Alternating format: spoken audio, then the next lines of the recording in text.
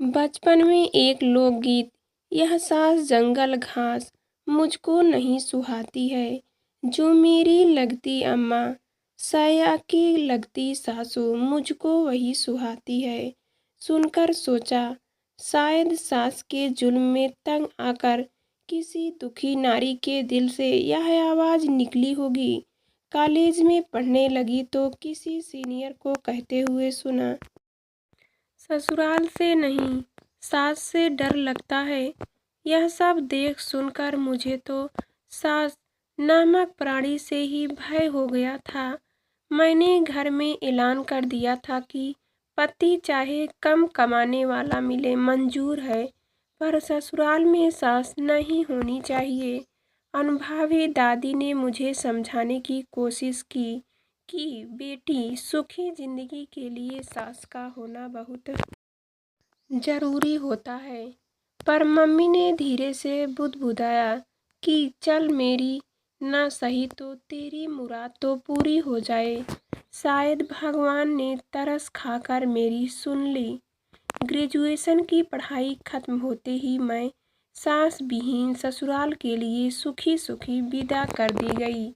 विदाई के वक्त सारी सहेलियां मुझे बधाई दे रही थी, यह कहते हुए कि हाय कितनी लकी है तू, जो ससुराल में कोई झमेला ही नहीं, राज करेगी राज। लेकिन वास्तविक जिंदगी में ऐसी बात नहीं होती है।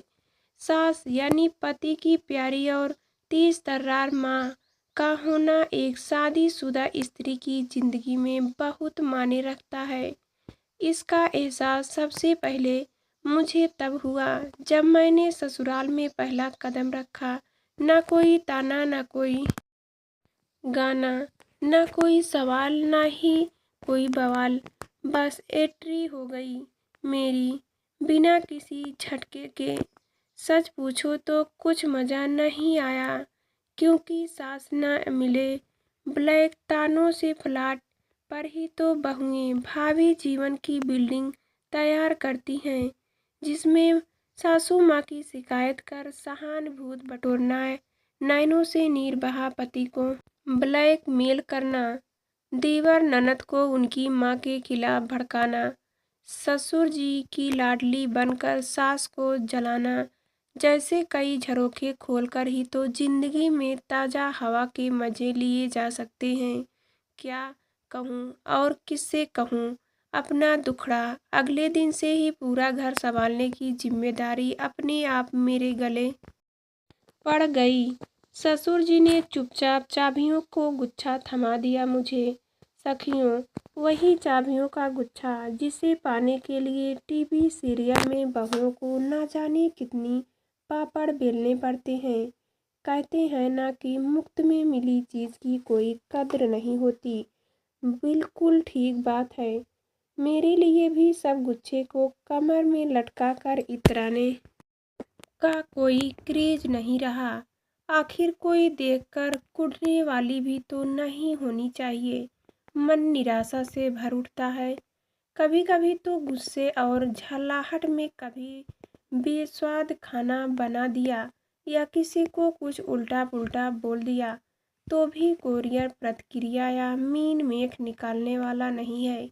इस घर में कोई लड़ाई झगड़ा या मनमुटाव नहीं।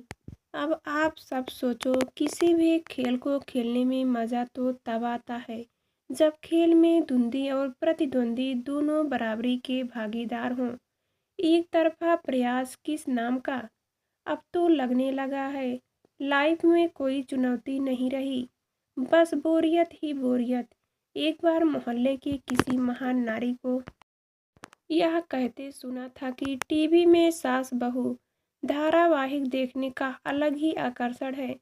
सास बहू के नृत्य, नए दाव पेच देखना सीखना और एक दूसरे पर व्यवहार में लाना सचमुच जिंदगी में रोमांच भर देता है।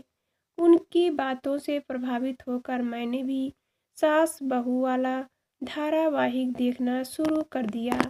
साजिश का एक से बढ़कर एक आइडिया देखकर जोश से भर उठी मैं। पर हाय रे मेरी किस्मत, आज माइश करूं तो किस पर। बहुत गुस्सा आया अपने आप पर।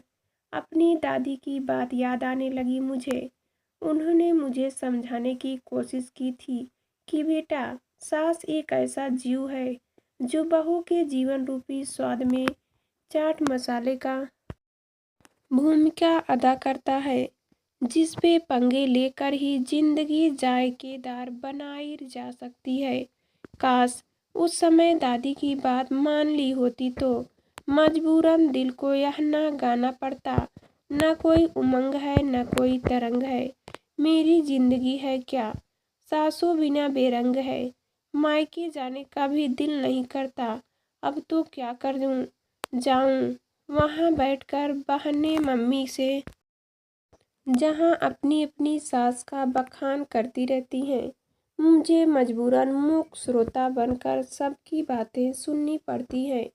बड़ी दादी बता रही थी कि कैसे उनकी सास ने एक दिन चाय में कम चीनी डालने पर टोका, तो दूसरे दिन से किस तरह उनकी चाय में डबल चीनी मिलाकर उन्होंने उनका शुगर लेवल बढ़ा दिया।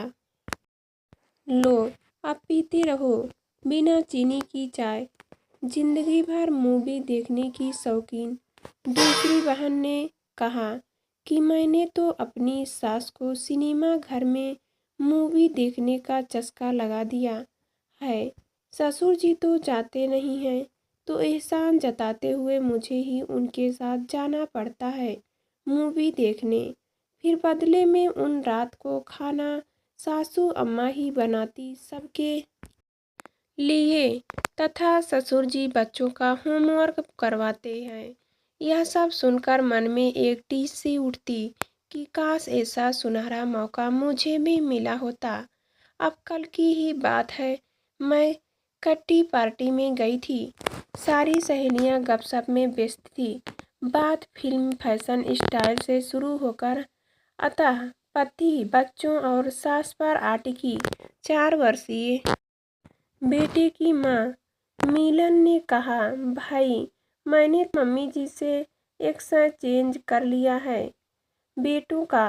अब उनके बेटों का मैं संभालती हूँ और मेरे बेटे को मम्मी जी। सुनकर कुढ़ गई मैं।